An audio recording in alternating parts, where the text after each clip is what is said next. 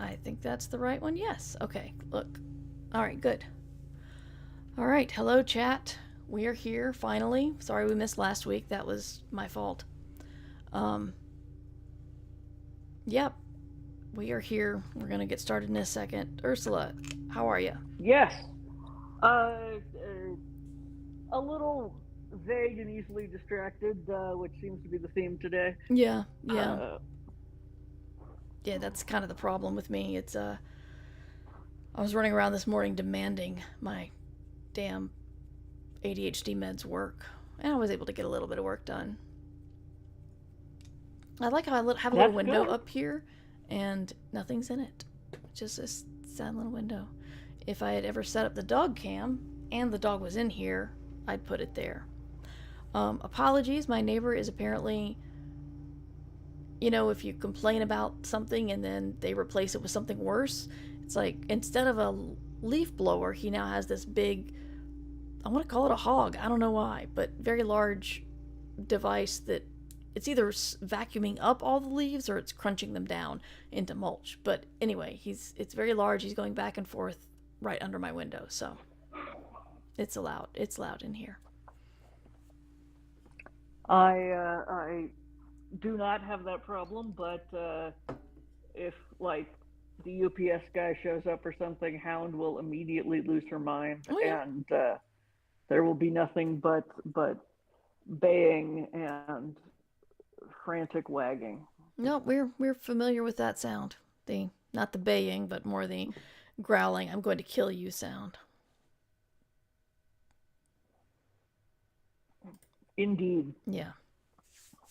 All right. If you're ready, I'll get started. Alrighty. All right. Where are we coming to them live from? I believe the lawnmower garage. Okay. Unless you got a better idea. The lawnmower racing stable. There we go. This is Ditch Diggers, season 11. I'm here. Season 11, episode 9. And coming to you live from the Ditch Digger Manor and the, what did you say? I'm sorry, you're going to have to say it. It's the lawnmower racing stables. The Lawnmower Racing Stables. It is the Ditch Diggers with Mur and Ursula, aka T Kingfisher. You're becoming so big that I'm wondering if we should start calling you T Kingfisher overall. Should we? That is totally fine. You can change this to with T Kingfisher. I don't mind at all. I'm just wondering, like, if what you would prefer. It's kind of like, well, I call you Ursula, but I mean, you can continue to call me Ursula on the show because if you call me T, I might not respond right yeah. away. But for advertising purposes, I'm T Kingfisher will get you a lot more eyeballs than Ursula Vernon. Well, this is ditch digging that we're talking about how to get more eyeballs on your work. Indeed. Yeah. So, how are you, Ursula? What are you working on? I am still working on this media tie-in. I am past the halfway point and have hit kind of the sloggy middle. But my deadline is tight enough that I can't do my usual thing, which is go, okay, I'm going to go work on this other book until I'm ready to work on that one again. It's I gotta get it done. I gotta knock out, like 20,000 words a month on it. Mm-hmm. That shouldn't be So hard for you. You usually do like 1 or 2,000 a day, don't you? I do yeah, but I try to do 4 to 5,000 a week. Like I I take see. weekends off because otherwise the dying Yeah. and so I need another 40,000. I have like 2 months and some change, uh, and that's right about exactly the limit. And so yeah, I can't dick around as much as I would like. Right. And of course, when you're in the middle of something like that, every other project is super exciting. Like I Of could sit course. down and work on naked mole rats in space or the next Sword Heart book or all kinds of stuff. Naked mole rats and sword heart. I don't want to cross the streams that much. Oh, okay. Okay. Yeah. I'd have to. They'd take over the book. They probably would. Um, so I'm working on. I've got three things that are kind of due. There's my one epistolary project that I'm polishing up, and then there's uh the collaboration I'm working on that's due December 8th. And then there's my interactive fiction, which half of it is due at the end of the month. And since I don't really think like that, it's going to be interesting. So I'm just going to try to get as much done as I can and see what happens. But yeah, I can't You think mean of in half. 6 days? Yeah. I mean, I'm not going from word zero. I just don't know where I the believe halfway you. point is. Yeah, I understand. Yeah. So we'll see. Um, So one bit of news before we get into the ditch digging, I read this morning that Naomi Alderman has purchased Six to Start, and if you don't know these names, you may be familiar with Zombies Run, which is the uh, gamification running app that came out 15 years ago, maybe. Um, but it was she was the writer behind it, and the company grew to make cooler and cooler stuff and still do Zombies Run. And then um, some crypto guys bought the whole company, and Naomi's now gotten back the rights to Zombies Run, and I think she bought the whole company. So that is like super exciting that a novelist.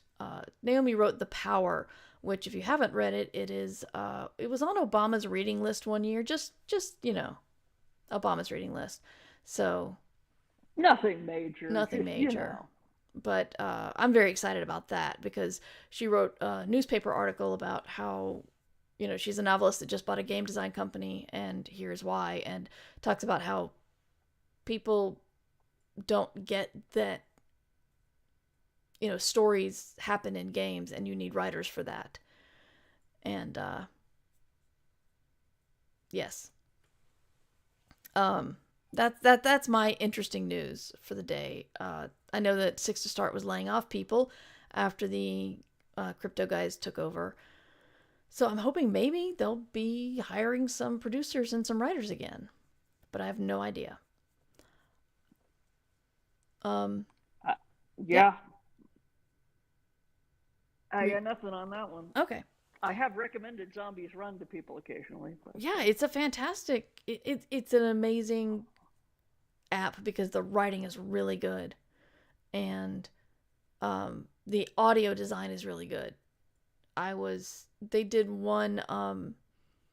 You know, it's the Southeast Asian vampire myth about the vampires that they hop, and oh yeah. it's like, to Americans that sounds silly, but they did a special Halloween one where instead of zombies it was vampires, and it was the hopping vampires, but the way they did the sound design in your ears was really creepy. So it was Cool. no, it's a good group of people and really cool. Everything they do is awesome. So yeah. Anyway, I'm gonna take a moment to say hey to chat. K Kimmy's here, made it on time for once. Welcome. Underpope is lurking from work. Thank you for the lurk. And K Kimmy would like to remind people that you can leave the leaves. They're natural. My kid would throw their arms around you in gratitude because, being the future entomologists they are, they really, really want to keep the yards safe for insects. So yeah. Sybil Rose is here. Good to see you. It's been a while. Kate Kimmy would say we are old in what is time moment, but yay for Naomi. Yes. Kids Are Asleep is here. Hello. Everybody go follow Kids Are Asleep, but thank you, Automatic bots to give the shout out. And Will is also working from Lurk. Working from Lurk? You talk now, Ursula, because I can't. Yes, words are indeed difficult. I can't see chat, but thank you all for coming to join us. And you are all individually awesome. And Mer would greet you all personally, except that apparently her tongue has stopped working. Yes. And I'm sympathetic to this because sometimes you just start talking and the things just do not come out. Yeah. I was watching a British sitcom the other day as I think it's called Mrs. Brown's Boys, where they break the fourth wall a lot. And one of the characters is trying to read the name, is trying to say the name of a comic book convention in town that is super tongue twisting, and he fails, and the main character says, "Bet you shit when you saw that in the script, didn't you?" Oh boy. Anyway, we had a couple of things to talk about. I realized something bad that ADHD is doing to my life. There are a lot of bad things that ADHD does to my life, but recently I realized that one of the aspects of most ADHD people is we see a hobby and we want to do it. We very excited about trying a new hobby, and then of course we have stashes of yarn and cross stitch stuff and gardening stuff and terrarium stuff all around the house, the hobbies that we've tried and then given up. For me lately, it's creating stuff. I mean, like media. So I watch the Pen Addict on when he does his streams in the mornings, and I'm like, I like pens. I like ink. Why can't I do a pen or ink focus show? And I've seen other people do really funny videos about getting into K-pop, and I'm getting into K-pop, and so I want to do a funny video about it. And I think one of the reasons why I want to do interactive fiction is because, well, I've played games and they're fun and I want to do that. And I suddenly realized that this desire is coming from this weird part of my brain that's just like, ooh, maybe I can get dopamine over there. Maybe I can get it over here. And that is forever not derogatory, damaging to my actual job, which is writing and podcasting. So It's I'm the pursuit of novelty. Yeah, that is the your brain gets tired of old things very, very quickly, yeah. and like maybe this new thing will be interesting. Yeah, that's ADHD in a nutshell. Yeah. Yeah. So I think identifying it was a good thing for me. And Mm-hmm. now I just have to figure out how to say, you know what? You make that stuff and I'll just watch. It can be difficult. I one thing I have found mildly helpful is like planted aquariums. Those are spectacular. I love them. I would never keep one up, but if you have seen the videos and the pictures, they are amazing. Planted Uh, aquariums, did you say? yeah, they're aquariums that feature a lot of live plants. They're beautiful. Like the pretty ones are spectacular. Uh, uh, it's hard to express. They you get ones that look like fields of waving grass and Wow. miniature forests and things. Uh, yeah, the solution I have found is like buy a coffee table book about it, and then just look through the and go, yep, those are very pretty, and then you don't have to do it. Yeah.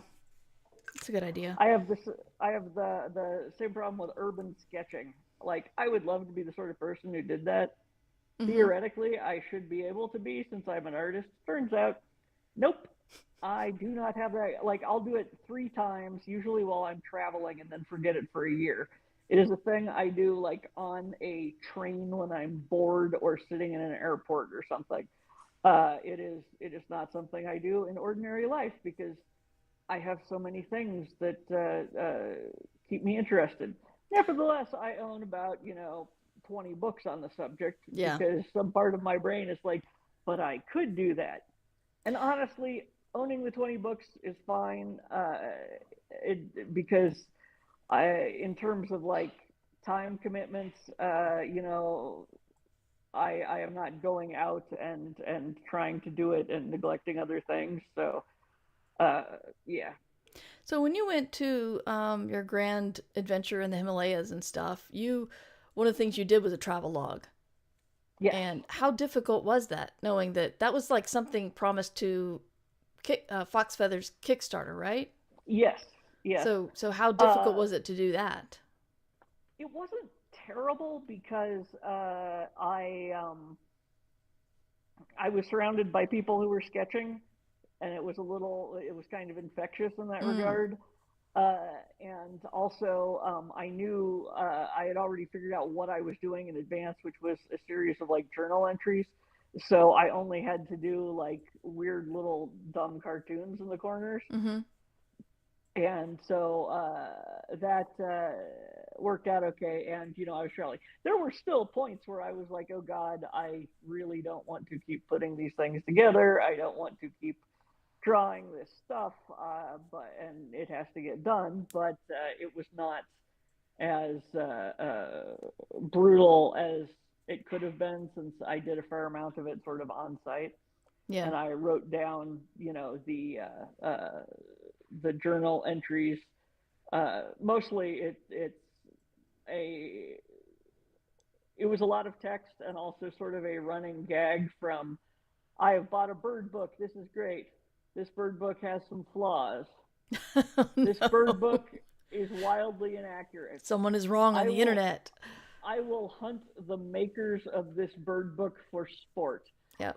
So yes, you can see my descent into madness over the course of it.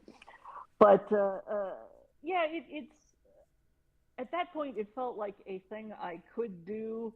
Uh, I just if I have to do something, I don't want to do it. Yeah, that's true. Like, God knows, there's always the things online, and this has gotten worse since people are trying to make anti-AI statements and sort of thing. If you don't love the act of writing, what are you even doing?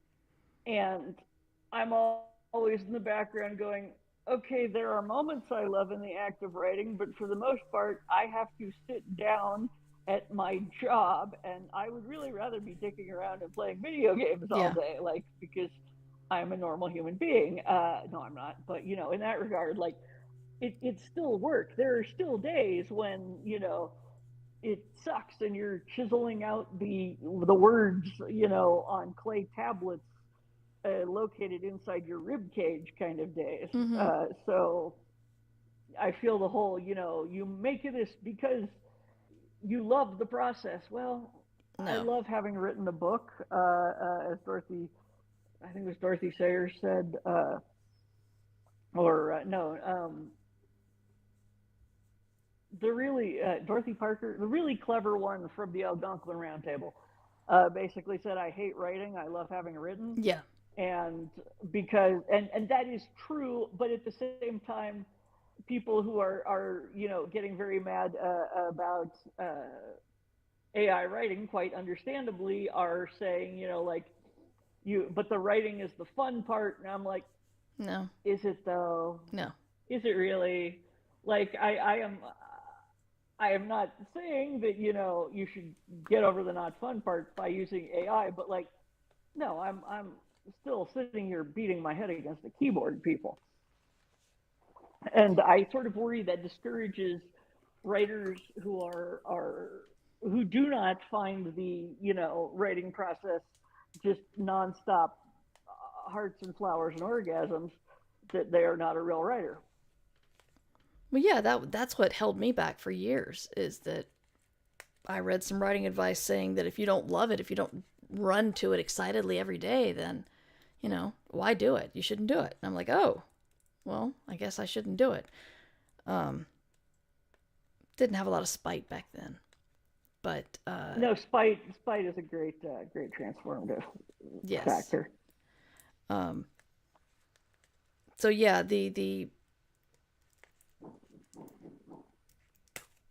is that Hound, or is that Hound's call? Uh,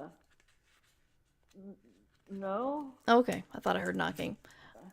Oh yeah, Um, there was. It was somebody, Kevin pounding on the stepson's door. gotcha.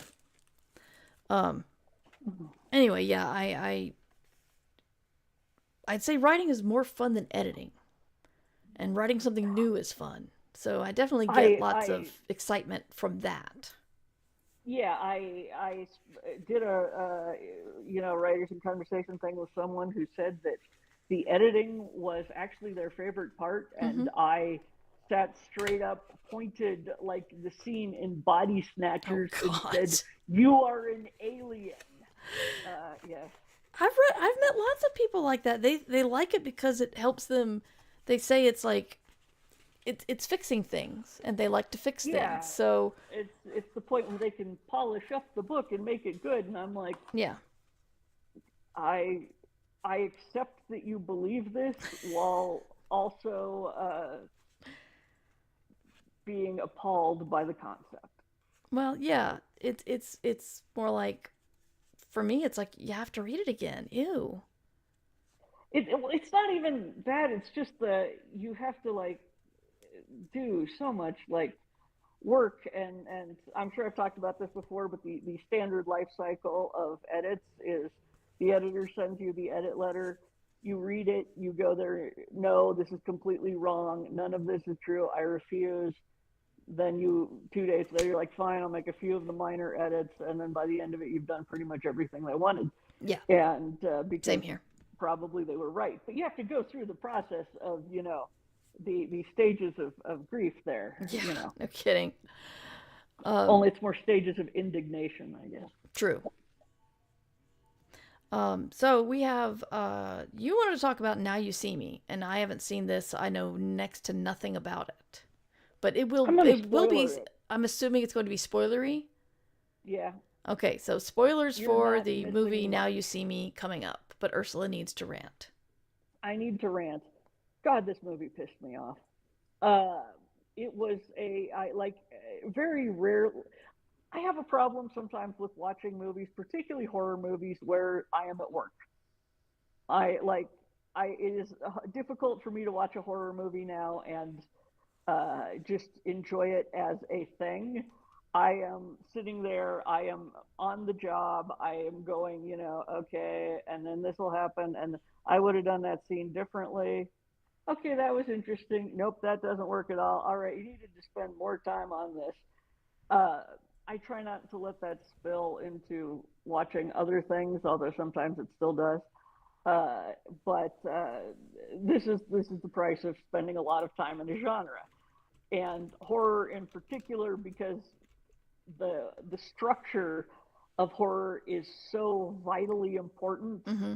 to whether it works or it doesn't. You spend a lot of time sort of in there, and the the Now You See Me is a big dumb heist movie about stage magicians pulling off a heist. Great, should have been a great premise. It sounds like a lot of fun. It does, doesn't it? Mm-hmm. And it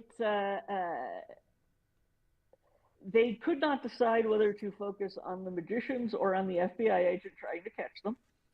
Okay, I'm like, all right, I would have picked one and committed, but okay, if we're going with the FBI guy's point of view, fine, we can make this work. And it goes and it goes, and then at the end, the and you're like, okay, fine,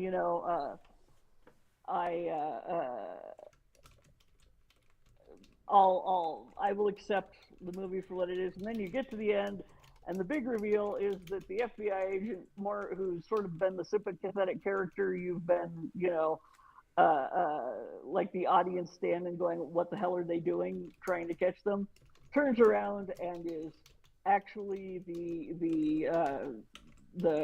one of their co-conspirators and has been in on it all along, and it negates the entire movie. if you do something like that. It's the same as waking up and it was all a dream at the end of the book, So or wait, something. It I'm is. sorry. I lost track of something. So it wasn't a dream.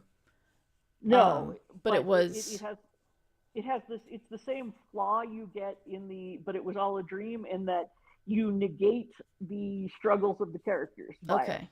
Like, it is, you have spent, like, if you write a book or a story or whatever, and you get the reader involved, and then at the end you yank the rug away and say, no, none of that was real, it was all fake, haha, made you care, your reader does not tend to enjoy this. Mm-hmm. uh, you can pull it off if you uh, write like an angel. I do not write like an angel. I don't know many people who do. Yeah. So this is one of those, yes, it's a rule, don't do this. Yes, rules were made to be broken. Uh, I suspect that neither you or me or anyone listening is the person who is the one to break that rule, but go ahead and prove me wrong, kids. It's fine. But the point is, you don't negate the struggle of your character, because it's, you know, then what was the point? It feels very cheap.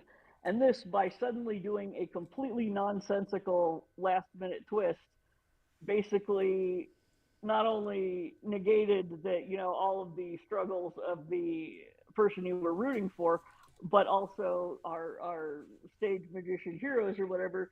Suddenly, all their tricks were not that good, because the guy who was trying to catch them was actually on their side the whole time. Mm-hmm. So all of a sudden, it went from being, look at this amazing trick, to, yeah, okay, no, whatever, it was an audience plant. And you're like, okay, that's not nearly as impressive.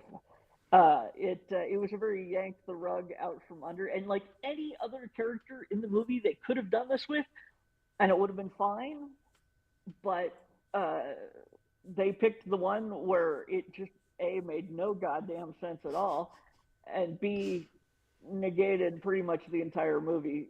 And so I was just staring at it going, I want to get a hold of this script with a red pen and just start going to town. Mm-hmm. Uh, and the thing is, this is not to say that you cannot have the story is different than you thought it was. Moments. Take An Occurrence at Owl Creek Bridge by Ambrose Bierce, where, I'm going to spoil this one, but it is from 1890, so I think the statute of limitations is passed. Hey Ursula, Where, c- yeah, can you can you hold that thought? There's an ad right oh, now, okay, and so a lot of people are missing out on your brilliant discussion of rantification. rantification of yeah. So we shall wait. No problem. Thank you. Um, Kay Kimmy says they should know better than to interrupt Ursula mid rant. So, a couple of chat discussion is Kay Kimmy loved that movie, although she was in a Ruffalo phase, and thought that the reveal didn't negate the premise. Remember going back and enjoying the first part of the movie in light of this new info. Um, but It yeah, is okay to feel that way, Mhm. and you're wrong, but I accept your wrongness. I don't I think you can be wrong validate on it. what you like. Yeah. Okay, that's probably true. Yeah. Uh, my Unless chat it's thing that Last says Christmas that the song by ads are. Wham, then you are wrong. What? What about Wham? If it's the Last Christmas song by Wham and you like that, then you are wrong. You know, I am comfortable stating this. there's a documentary about that song now. I it, I don't know. Anyway, so we were about to discuss the occurrence at Owl Creek Bridge, and I just want to say I'm either really annoyed with you or very impressed that you remember the date that story was written. I only remember that because I looked it up yesterday and made a rant to make sure that, because I was about to say something was over a century old, and I was like, let me check and make sure I'm right. Okay. Okay. But yes, Occurrence at Owl Creek Bridge, if you have not read it, you probably should. It's one of the great American short stories. And it is basically one of those. The whole story is taking place in the last few seconds of the guy who is currently Being being hanged. hung. Yeah, hanged. Yes, and the like, uh, he hears a weird loud noise, and it is like his watch ticking, and then there's a whole sequence where he thinks he's escaped. He goes, and then things get progressively weirder and weirder, and then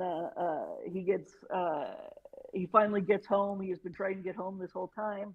He sees his family, and then something hits him on the back of his head, and it's the knot of the noose, and the whole thing took place in the half second while he was on the drop. Yeah. And that works and does not negate it, because the struggle that he goes through is, it still feels real, and also it is fucked up, Yeah. uh, interestingly fucked up. And so the like something like that works. Jacob's Ladder I was about to also say.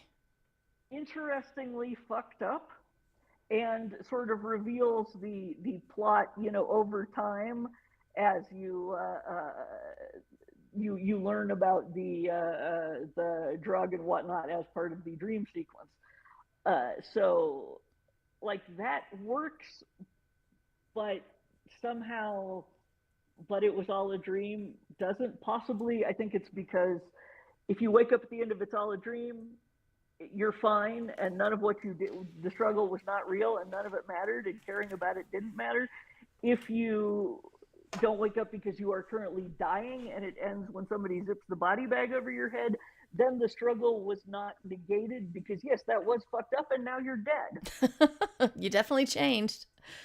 Yes, so it's yeah.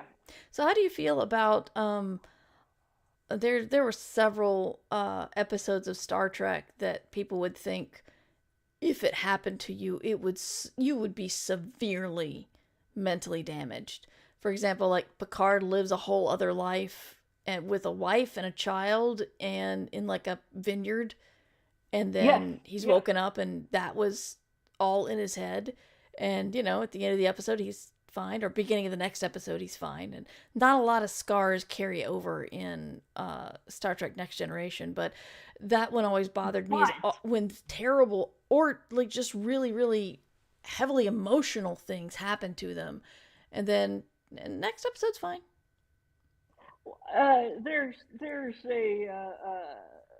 is actually an episode where Picard falls in love, and one of the things he confesses to the woman is about having lived that other life Mm-hmm.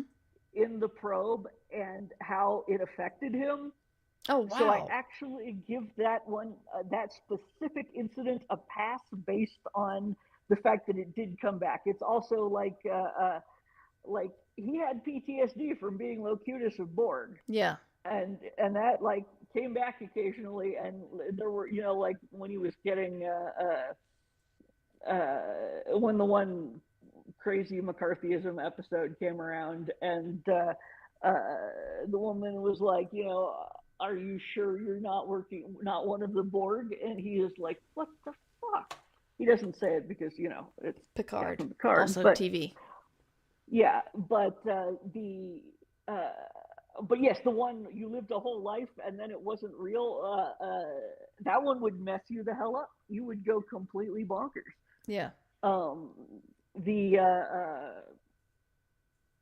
Yeah, I I when I was like 5, and I remember this, I had a dream where like a whole lot of time had passed in the dream, and I was an adult, and then I woke up and I was like, whoa, okay, that was weird.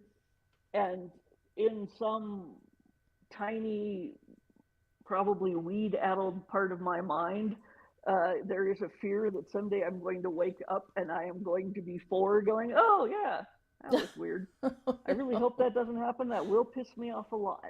Whenever something bad happens to me, I kind of hope that. I kind of hope that I'm the daydream and it's just gonna reset. yeah, no, I am sufficiently happy with my life, and also just God, there would be so much work I to know, do I know, over. I know. No, I mean, Yeah, I'm not saying my entire life is like that. I'm just saying, like, when just if something bad happens, you're just like, I don't want to be in this timeline anymore. Maybe it's a dream and I'll wake up. But, yeah, yeah. I no, totally. I've got, which is a very normal response. This has to be a nightmare. yeah, This is not really happening. Jesus Christ. Yeah, yeah, it's yeah. I don't know. The thing is that the real failure is, of course, that dream sequences are never anywhere near that logical and straightforward. yeah. I had a really messed up dream the other night that was fascinating while I was in it, and then I'm trying to explain it to Kevin, and uh, about the only part I could explain was that I was living in a society where the villain I had brought to justice, because we could not execute people, had their consciousness split in half and placed in two heavily sedated white rabbits. Um, Why yeah, like white? just I don't know. That's what they were in the dream. I Okay. saw them. They were albino. The big Mm-hmm. white bunnies with the pink eyes, Yeah. and yeah, and I which was why I woke up yelling, "That's not enough! Put the bunnies in a wood chipper." But it wasn't enough. Dude was a super villain. He was trying to come back. He was like hammering out binary on the pipes to try to make the computers go nuts. They should have just fed the bunnies into a wood chipper and it would have been fine. This is why dreams are loud. Everyone's like, oh, you can't write a book based on your dreams. Your dreams don't make any goddamn sense most of the time. Yeah. Well, also, one thing about dreams is that your mind attaches meaning to certain things. And you can wake up with this profound feeling of tenderness or loss or fear. But if you tried to explain to somebody what in the dream was scary or that you lost or that made you happy, oftentimes it doesn't make any sense because it's just something your brain said, let's anthropomorphize this emotion, only not cute like Pixar. And yeah, I had a Yeah, dream yeah, live in my or head for a long time, and I tried to write it out and gave it to a writer friend of mine, and he gave it a bad review. I mean, not like mean, but he's just like, yeah, this story doesn't work. And I'm like, you're right. Okay, at least I got it out of my head.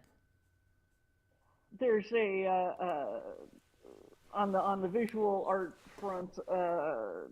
Every now and then, you'll like dream I saw this great painting, and people will be like, "But I can't remember what it looked like," and I'm like, "It didn't look like anything. There was never actually a painting. Your brain did not make a great painting that you could feel awed by. Your brain just made you feel awed by a great painting and cut that part entirely.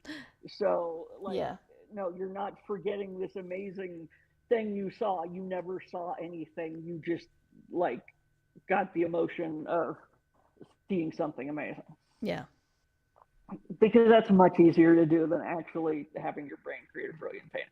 that's true. I think on one occasion have I done a painting based on something I saw in a dream, and it was goth as fuck, but not by any means deathless. Right. Um, let's see. In the chat, Valerie Valdez is yelling symbolism, and Kay Kimmy says, "Let's not get into the trope of a character reliving a memory perfectly in a dream." Yes. Um, Underpope says, I often dream about not being able to find a brilliant story that I have written. Oh no. That's Oh, yeah. I frequently have a dream where I have a half-written book somewhere that I am like, oh, thank God, I can hand this in and work on it instead, and then wake up and I'm like, that book does not exist. Yeah. Fine. Uh, Yeah.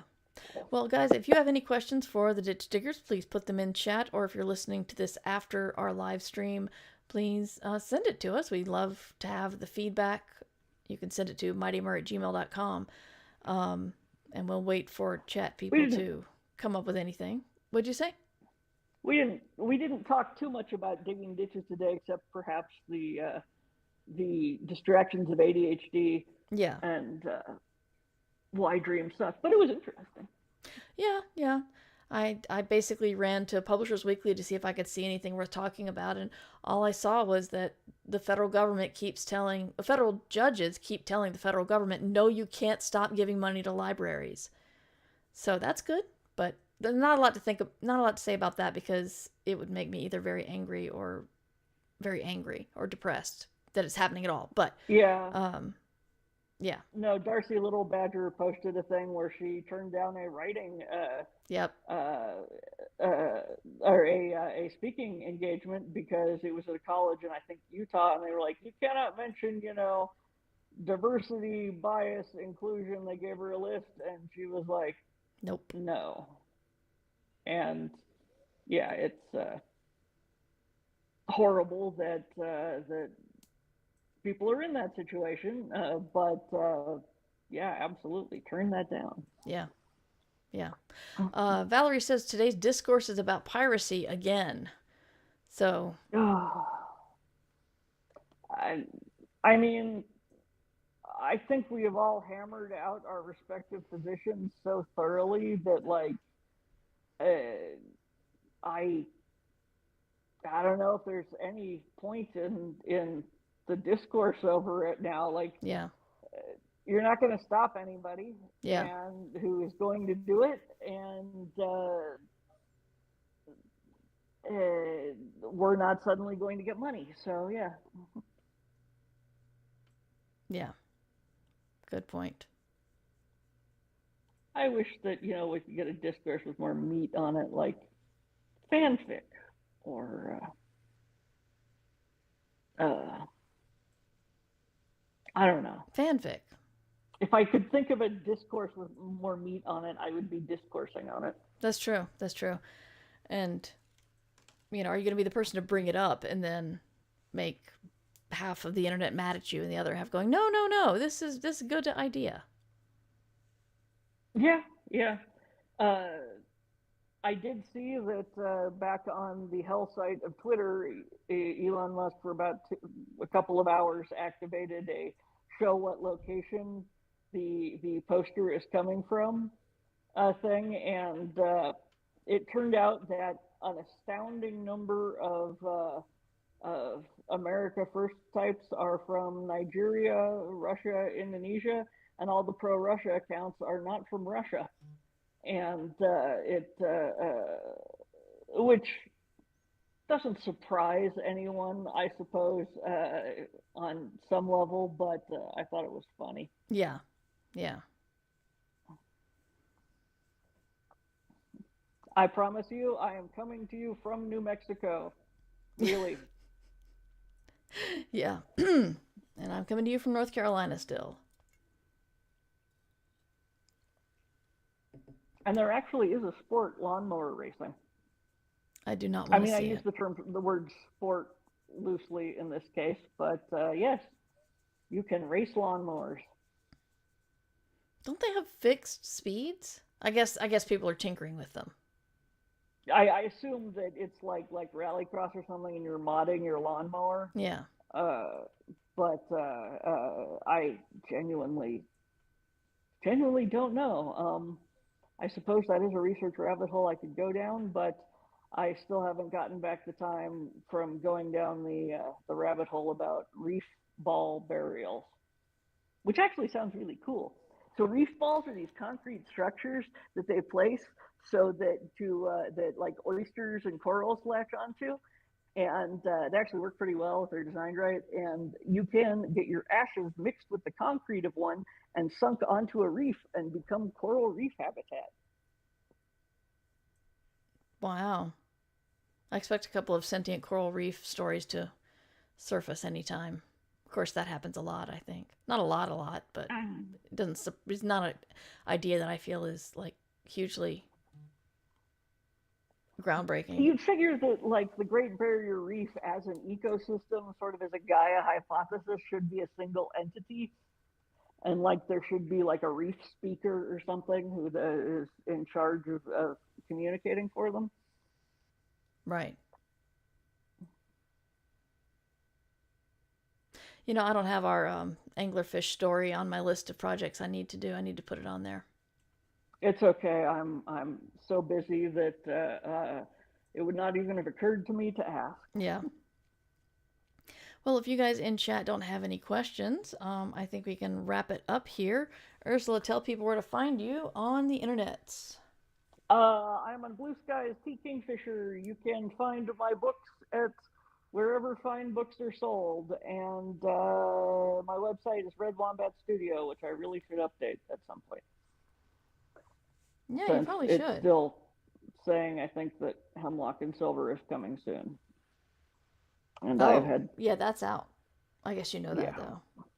Yeah, but that one's out. The next book after that is out, and the book after that is officially out December 1st, but had kind of a soft launch on Amazon. So yeah, The Snake it's 2 Eaters? books behind. Yeah. Yeah. Yes, I was talking about it the last I Should Be Writing, so. Oh, cool. Wait, did you read it? Not yet. I'm going through all the books that I have been given or sent and talking about them because I can't interview everybody who sent me a book. So I'm at least Okay, trying yeah. to No, promote them. that is not a you should read it soon. As you know, I would never ask a follow up except that you said you talked about it, and I was like, wait, you actually read it? That was astonishing. So yeah, no, don't worry. No, I do like your writing. I'm just very behind. Oh, yeah, no, story of my life. Yeah. um yeah, and you can find me at merverse.com or mightymur@gmail.com. If you have questions for the Ditch Diggers, email me and we'll talk about it next time. Hopefully we can get one more in before the new year. Do you think, Ursula? Yeah, that should be doable. Okay. I think you're traveling next week, right? Yes. Okay. So we'll shoot for the week after. And yeah, you can support the Patreon at patreon.com/mightymur and help keep us going and fed and all that. What else is there? I have another podcast called I Should Be Writing. If you search for I Should Be Writing or Ditch Diggers or Mur Lafferty, you'll find them all. And my latest book is called Infinite Archive. It is a murder story in space and it's got cats. So, I mean, what's not to like? So, damn straight. We will see you guys next time. And thank you guys to the chat for talking to us. We are going to raid into Intelligame. It looks like he's on break now, but he does a lot of thoughtful discussion playthroughs of games, and he's very, very soothing to listen to, and also you might learn something if you like to watch his games too. So we're going to raid into him. And the raid call is #MurRaid, and you can use any of my emotes if I could just remember how to raid.